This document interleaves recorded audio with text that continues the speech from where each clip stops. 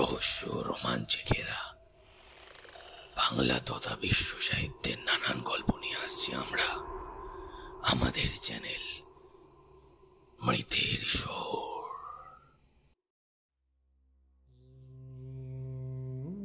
Hello everyone, আমি সুপ্রতিম। আপনারা শুনছেন সাসপেন্স স্টেশন মৃতের শহর।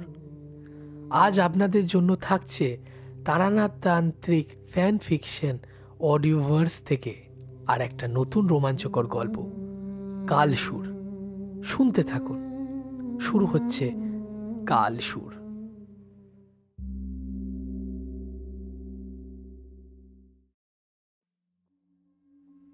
গত দুদিন ধরে কিশোরের মেজাজ খুব খারাপ। অবশ্য তার কারণও আছে। সেদিন রাতে সে তারানাথকে কতবার জিজ্ঞেস করল, বলুন না তারানাথ, কি দেখলেন ঈশান কোণে? কিন্তু তারানাথ উত্তর দেয়নি, মিটিমিটি হেসেছে কেবল। আজ অফিসে কি একটা উপলক্ষে ছুটি ছিল। দুপুরবেলায় তাই আমি আর কিশোরী সদল বলে গিয়ে হাজির হলাম তারানাথের বাড়িতে। কিন্তু কিশোরীর গোমড়া মুখ কিছুতেই ঠিক হয় না। এমনকি সদ্য ভাজা বেগুনিও তার মুখে নিম্নচাপের আশঙ্কাকে দূর করতে পারল না। তারানাথ চ্যাঙারি থেকে একখানা বেগুনি তুলে কামড় বসালো, তারপর বলল, এমন শীতের সন্ধ্যেতে এইরকম গরম গরম বেগুনি যেন অমৃত। তা কত দূর যেন বলেছিলাম? আমি আর কিশোরী নড়ে চড়ে বসলাম। বললাম, সেই যে আপনি আপনি ঈশান কোণে বারবার তাকাচ্ছিলেন। আমাকে থামিয়ে তারানাথ বলতে শুরু করল, আসলে সেদিন পুজোর মাঝে হঠাৎই ঈশান কোণ বরাবর এমন কিছু দেখেছিলাম যাতে কিছু সময়ের জন্য হলেও আমার ধ্যান ভঙ্গ হয়েছিল। পাছে তা আমার চোখের ভুল হয়, তাই বারে বারে দেখে নিচ্ছিলাম সেই ঈশান কোণ। ওই কোন রকম ভুল করলাম কিনা তা জানবার জন্য। যাই হোক, জনার্দনের বিপদ কেটে যেতে গোটা গ্রামে হই হই পড়ে গেল একেবারে। বুঝতেই পারছো, এরকম ছোট গ্রাম কামাখ্যাগুড়িতে এরূপ অত্যাশ্চর্য ঘটনা আগে কখনো ঘটেনি। এইরকম অভাবনীয় বিপদের হাত থেকে মুক্তি পেয়ে কেবল জনার্দনই নয়, গোটা গ্রাম আমার আদর যত্নে কোনো ত্রুটি রাখল না। কিন্তু কেন জানি না, আমার মন কোনোভাবেই সন্তুষ্ট হলো না। কেবলই মনে হতে লাগলো এই গ্রাম ছেড়ে এখনো চলে যাওয়ার সময় আসেনি। কটা দিন আরো এখানে থাকাটা আবশ্যক। সেদিন দুপুরে মধ্যাহ্ন ভোজনের আমন্ত্রণ পেয়ে চললাম সেই গ্রামের সবচেয়ে ধনী পরিবার বসু বাড়িতে। আর কেবল আমরাই নয়, গোটা গ্রামের নেমন্তন্ন। বোধহয় তারা সবাই ভেবেছিল আমি কোনো উচ্চ মার্গের সাধক। তাই যে যত পেরেছে, যেভাবে পেরেছে আমার আদর সৎকারের চেষ্টা করেছে। তা সে যতই বারণ করি, কেউ শোনে না। সবাই আমাকে সেবার সৌভাগ্য লাভ করতে চায়। তা সেই নেমন্তন্নে গ্রাম আর সকলের সাথে জনার্দন আর ওর 10 বছরের ছেলেটাও নেমন্তন্ন পেয়েছিল। আমি ওদের সঙ্গেই খেতে বসলাম। ওহ, সে কি বিরাট আয়োজন! কলা পাতায় শোভা পাচ্ছে ধোঁয়া ওঠা তুলাই পাঞ্জি চালের ভাত, তার সাথে কি ঘন করে সোনা মুখের ডাল, বেগুনি, পটলের দোরমা, বড় বড় কাতলা মাছের কালিয়া, চিতল মাছের রসা, চাটনি, পাঁপড়, 4 রকমের মিষ্টি, দই। সে একেবারে এলাহি ব্যাপার। এই বসু পরিবারেরই যিনি কর্তা, সেই 5 কড়ি বসু কাপড়ের ব্যবসায় দারুণ মুনাফা কামিয়ে গ্রামের এক প্রকার জমিদারি হয়ে উঠেছিলেন। তা তেমন বাড়ির অনুষ্ঠান যে এমন আড়ম্বরপূর্ণ হবে তাতে কোনো সন্দেহই নেই। উৎসবের আমেজে সকলে আনন্দের সঙ্গে খাওয়া দাওয়া করছে, এমন সময় ভেতর বাড়ির রান্নাঘর থেকে হঠাৎ খুব জোরে জোরে বাসন পড়ার আওয়াজ আসতে লাগলো। ব্যাপারটা ভালো করে জানতে পাঁচকুড়ি বাবু অন্দরমহলে ঢুকতেই আমাদের কানে এলো চিৎকারের আওয়াজ। বাপরে, সে কি হুঙ্কার! শুনলাম একজন স্ত্রীলোক ভীষণ চিৎকার করে কি সব বলছেন, আর রাগের মাথায় বাসন ফেলছে আছাড় মেরে মেরে। এই সব ভিখিরি ভোজন করে বার কর বলছি, বের করো এখান থেকে, বের করো এক্ষুনি, এক্ষুনি এদের আমার বাড়ি থেকে বের করো। ইস, খাচ্ছে না কোনো, জন্মে খেতে পায়নি। এ ধরনের অপ্রীতিকর ঘটনা গোটা উৎসবের আমেজকে একেবারে বিষাদে পরিণত করলো। অনেকেই খাবারের পাত ছেড়ে উঠে গেল। বাস্তবিক বাড়িতে ডেকে এনে এইরকম অপমান কেউই সহ্য করতে পারে না। আমি একটু শঙ্কিত হয়ে উঠলাম। উপলব্ধি করলাম এক অশনি সংকেতের পূর্বাভাসকে। পাঁচকুড়ি বাবু ভেতর বাড়ি থেকে বেরিয়ে এসেছেন। তার মুখ লজ্জায় লাল, কোনো রকমে পরিস্থিতি সামাল দেওয়ার চেষ্টা করছেন। এমন সময় হঠাৎই একটা মুড়ো জ্যাটা হাতে একজন স্ত্রীলোক বাড়ির অন্দরমহল থেকে বেরিয়ে এলেন। ভিড়ের মধ্যে একজন তাকে দেখে সবিস্ময়ে বলে উঠল, আমি সেদিকে তাকাতেই চমকে উঠলাম। সে তার কি মূর্তি! চোখ দুটো পুরো টকটকে লাল, মুখ থেকে লালা ঝরছে অনবরত, রাগে ফুঁসছে আর মুড়ো জ্যাটা দিয়ে থেকে থেকেই হাতের কাছে যাকে পারছে তাকে মারছে। পাঁচকুড়ি বাবু লজ্জায় আর উদ্বেগ মেশানো গলায় চাকরদের উদ্দেশ্যে বলে উঠলেন, ওরে ওরে, তোরা কি কোথায় আছিস? একে একে তোরা নিয়ে যা, এখান থেকে নিয়ে যা। চাকররা তাকে কি সামলাবে? গিন্নিমার সে এমন তেজ যে 4-5 জন মিলেও তাকে ধরে রাখতে পারছে না। হঠাৎই গিন্নিমা কামড় বসিয়ে দিল একজন চাকরের হাতে। যন্ত্রণায় সে বেচারি চিৎকার করে উঠল। এ কি কাণ্ড! পাগল হলো নাকি? সকলেই অবাক। পাঁচকুড়ি বাবু নিজেই কোনো মতে ভারাক্রান্ত আর উদ্ভ্রান্তের মতন গিন্নিমাকে ধরে ঘরের মধ্যে নিয়ে গেলেন। পরিষ্কার শোনা গেল তার বাজখাই গলার হুঙ্কার, জনার্দন বলে উঠল, হায় ঈশ্বর, এ কি অবস্থা হয়েছে গিন্নিমার! গিন্নিমা তো খুব দরদে ছিলেন গো। আমার দুবেলার খাবারের ব্যবস্থা তো গিন্নিমাই করে দিছিলেন। উনি না থাকলে আমি আর আমার ছেলেটা তো না খেতে পেয়ে মরে যেতাম। এ কি হলো গো গিন্নিমার? এ কি হলো, এ কি হলো? জনার্দন দুঃখে চোখের জল মুছতে লাগলো। আমি ওর সমস্ত কথা শুনে একজন চাকরকে বললাম, শোনো, তোমার বাবুকে গিয়ে বলো যে জনার্দনের অসুখ যে সারিয়ে দিয়েছেন তিনি একবার দেখা করতে চাইছেন, এক্ষুনি। চাকর ভিতরে চলে গেল।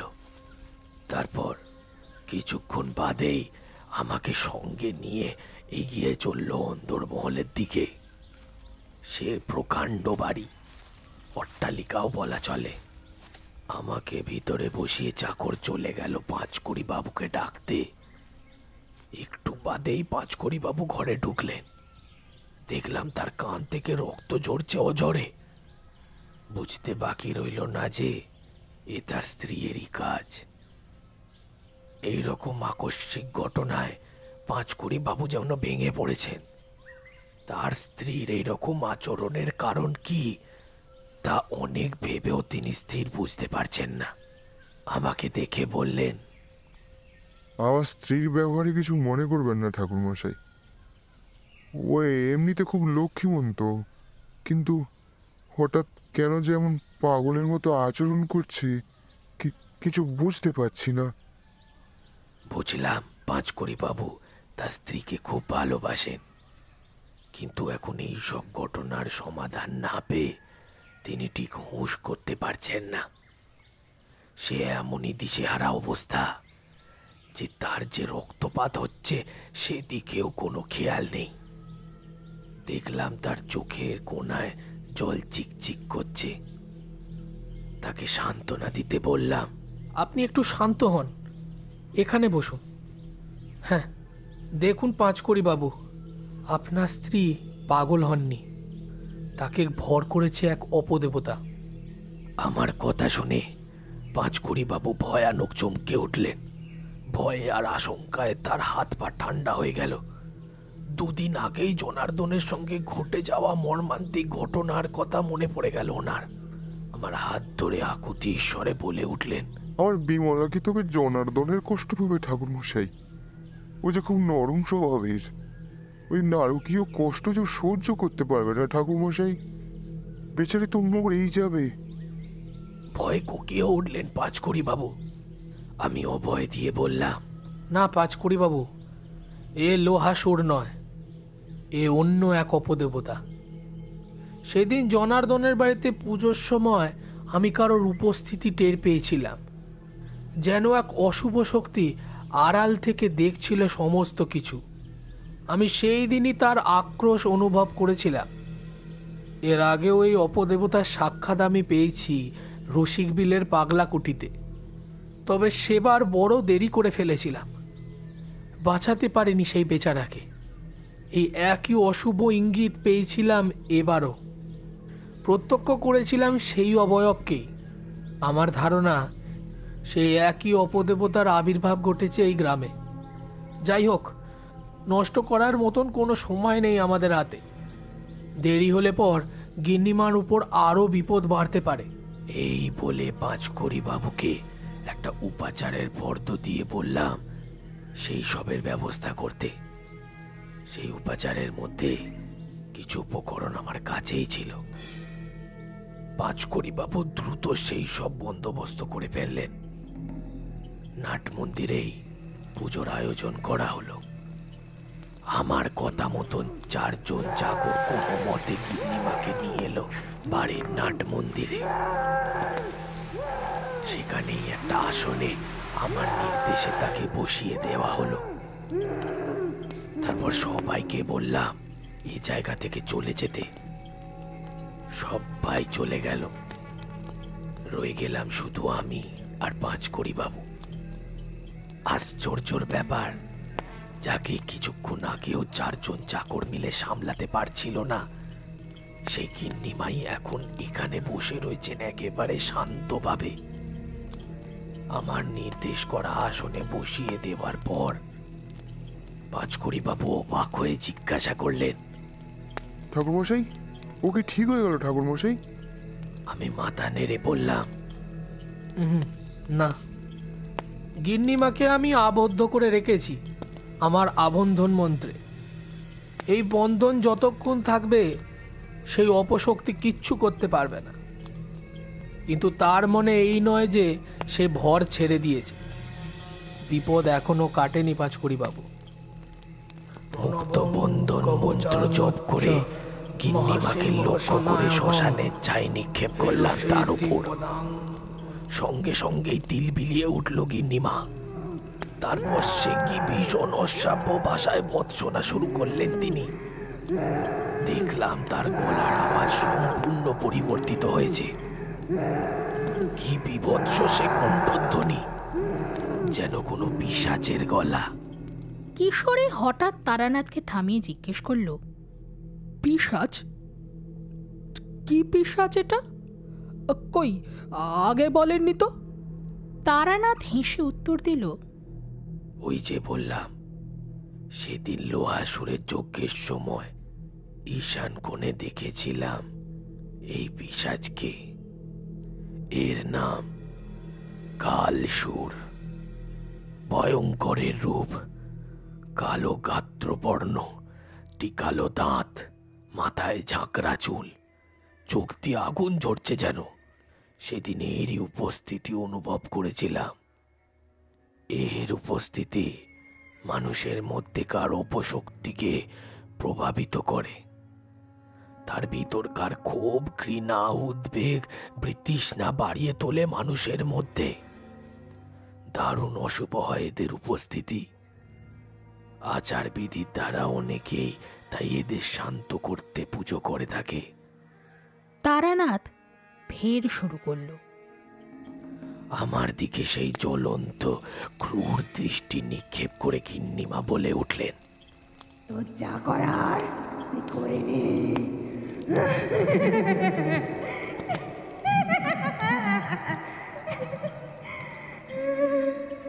আমিও দেখবো তুই আমাকে এখান থেকে কি করে বার করতে পারিস। যা যা করার করে নিবি, যা।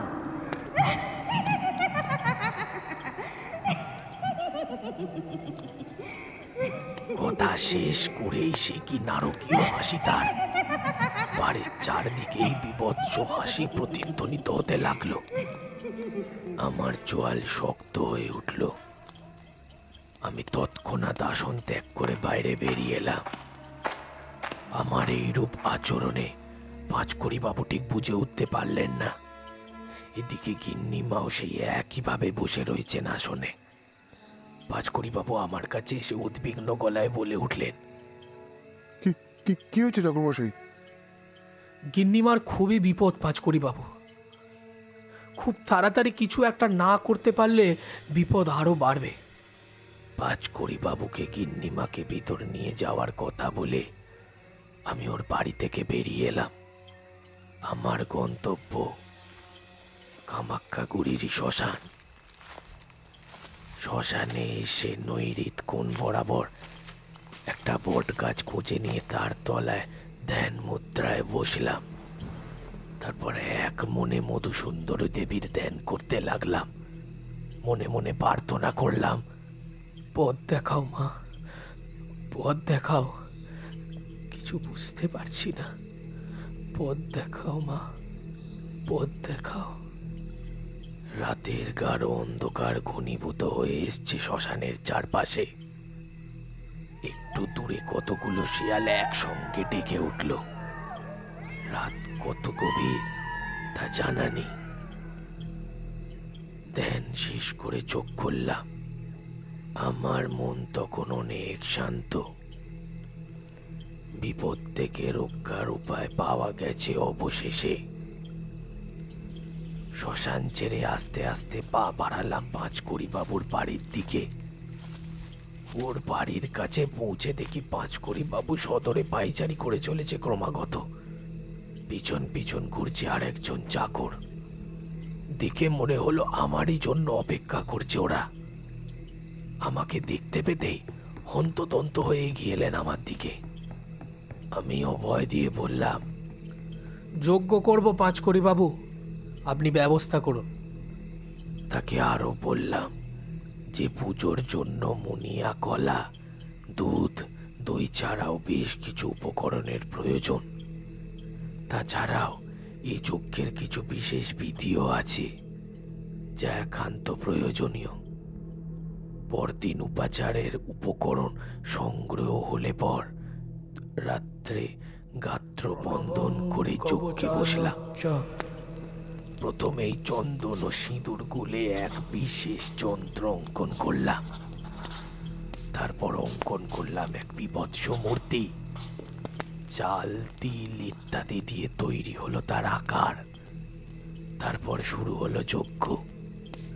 আজও গিন্নিমাকে এনে আমার বেঁধে দেওয়া গণ্ডির মধ্যে বসাতে বললাম। দেখলাম এত সব আয়োজনের মাঝেও গিন্নিমা সেই আসনের মধ্যে একইভাবে বসে আছেন। তার মধ্যে কোনো বিকার নেই। পুজোর কিছু বিধি সম্পন্ন করার পর পাঁচকড়ি বাবুকে বললাম, পাঁচকড়ি বাবু, এবার আরশি নিয়ে আসুন। এর কথা আমি পাঁচকড়ি বাবুকে আগের দিনই বলে রেখেছিলাম। আমার নির্দেশ মতন পাঁচকড়ি বাবু 8-10টা আরশি এনে আমার আসনের পাশে রাখলো। আমি ওর মধ্যে থেকে এটা কাঁচ তুলে এমন ভাবে রাখলাম যাতে আয়নায় গিন্নিমার প্রতিবিম্ব ধরা পড়ে। এতক্ষণ শান্ত হয়ে বসে থাকা গিন্নিমার মধ্যে হঠাৎ চাঞ্চল্য দেখা গেল। আয়নাখানা সামনে দেখে তিনি নড়ে চড়ে বসলেন। তারপর যেন নিজেকে আয়নায় দেখতে লাগলেন ভালো করে। সঙ্গে সঙ্গে জনাদ শব্দ তুলে কাঁচটা ভেঙে দিলাম। রাগে ক্ষোভে জ্বলে উঠল গিন্নিমার দুটো চোখ। তিল বিলিয়ে উঠলেন তিনি। আবার তার সামনে আয়না তুলে ধরলাম, আবার ভেঙে দিলাম সঙ্গে সঙ্গে। এরকম 3-4 বার ঘটল। সাথে সাথে গিন্নিমার ব্যবহারও আস্তে আস্তে বদলাতে শুরু করলো। রাগে পশ্চিম দিলে বন্ধন মন্ত্রে আবদ্ধ না থাকলে তিনি হয়তো আমাকে খুনই করতেন।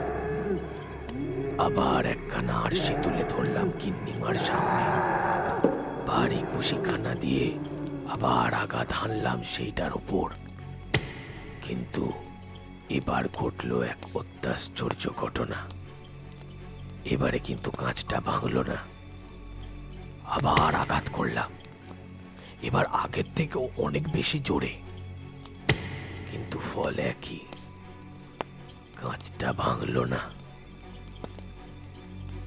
আমার মুখে হাসি ফুটে উঠল। এদিকে পাঁচকড়ি বাবু কিছুই বুঝে উঠতে পারছেন না কি হচ্ছে। এবার আমি অতি সাবধানে আরশির মুখ ঘোরাতেই যা চোখে এলো তা এতটাই ভয়ঙ্কর যে আমার পিছনে দাঁড়িয়ে থাকা পাঁচকড়ি বাবু ভয়ে প্রায় অজ্ঞান হয়ে যাবার জোগাড়। সে রূপের বর্ণনা দেওয়া প্রায় অসম্ভব। এতই ভয়ঙ্কর আর বিভৎস সে রূপ। কালো করাল ভয়াবহ চেহারা, আগুনের মতন জ্বলছে দুটো চোখ, তীক্ষ্ণ দাঁত বেরিয়ে আছে, মাথা ভর্তি ঝাঁকড়া বড় বড় চুল, মুখের কোষ বেয়ে লালা ঝরছে অনবরত। আমি পাঁচকড়ি বাবুর উদ্দেশ্যে বললাম, গিন্নিমাকে এক্ষুনি এখান থেকে নিয়ে যান, আর এই কদিন তার বিশেষ যত্ন নেবেন। এই প্রসাদ আপনি আর গিন্নিমা খাবেন 3 দিন। খেয়াল রাখবেন এই 3 দিন গিন্নিমা যেন বাড়ির বাইরে না যান, বিশেষ করে অন্ধকার নামার পর। এই বলে গিন্নিমার হাতে মন্তব্য তো কার বেঁধে দিলাম।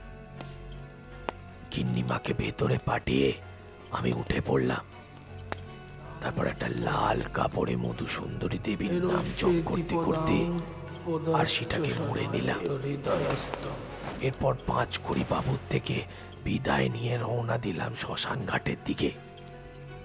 নৈরিতকুণ বরাবর সেই বটগাছটার তলায় আগের দিন যেখানে বসে ধ্যান করছিলাম সেখানটায় এসে মাটি করতে শুরু করলাম। বেশ গভীরভাবে খোঁড়া হয়ে গেলে পর সেই লাল কাপড়ে মোড়া কাঁচটা সেখানে ঢুকিয়ে তার উপর দ্রুত বেগে মাটি চাপা দিতে লাগলাম।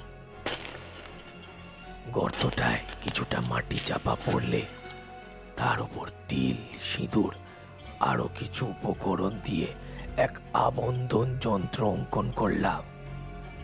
তারপর সেটা সম্পূর্ণভাবে মাটি চাপা দিয়ে দিলাম। কাজটা কি ঠিক করলে? হঠাৎ একটা গলার আওয়াজ পেয়ে চমকে উঠে পিছন ফিরতেই দেখলাম আমার পিছনে কিছুটা দূরে একজন বয়স্ক বৃদ্ধ দাঁড়িয়ে রয়েছে। এর আসার কোনো লক্ষণ আমি কিন্তু টের পাইনি। আমি উত্তরে কিছু বলতে যাব তার আগেই সেই বৃদ্ধ ফের বলে উঠল, সাবধান, তোমার খুব বিপদ হতে পারে, খুব সাবধান। এই বলে বৃদ্ধ অন্ধকারে মিশে গেল। মনে হলো ঠিক যেন হাওয়ায় মিলিয়ে গেল। নিজের কথা শেষ করে তারানাথ থামল। কিশোরী আর আমি অবাক হয়ে তখনও তাকিয়ে রয়েছি তার দিকে।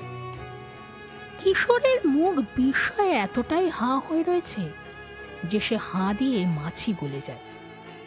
কোন রকমে নিজেকে সামলে কিশোরী বলে উঠল, ওই বৃদ্ধ কে তারানাথ? আর তাছাড়া ওই কালা সুরকে অমনভাবে মাটি চাপা দিয়ে দিলেন, কিন্তু সে মুক্ত হয়ে গেলে তখন তখন গ্রামবাসীদের বিপদ হবে না? তারানাথ মাথা নেড়ে বলল, না, গ্রামবাসীর কোনো বিপদ হবে না। তবে সে যদি সত্যি মুক্তি পায়, তবে সেই কাল সুর সবার আগে আমারই প্রাণ নেবে। আমি আর কিশোরী চমকে উঠে একে অপরের দিকে তাকাতে লাগলাম।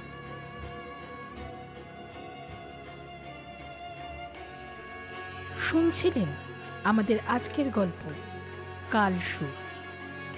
রচনা সুপ্রতিম। তারানাথের ভূমিকায় সুপ্রতিম, পাঁচকড়ি বাবুর ভূমিকায় ঋতদী, পাঁচকড়ি বাবুর স্ত্রীর ভূমিকায় দীপান্বিতা, জনার্দন গল্পের কথক ও কিশোরী সেনের ভূমিকায় আমি শুভপ্রিয়া। তারানাথ তান্ত্রিক অডিও ভার্স আপাতত এইটুকু। তবে চিন্তা করবেন না, তারানাথ তান্ত্রিক ফিরবে খুব শীঘ্র। ততক্ষণ পর্যন্ত stay tuned and keep listening মৃতের শহর।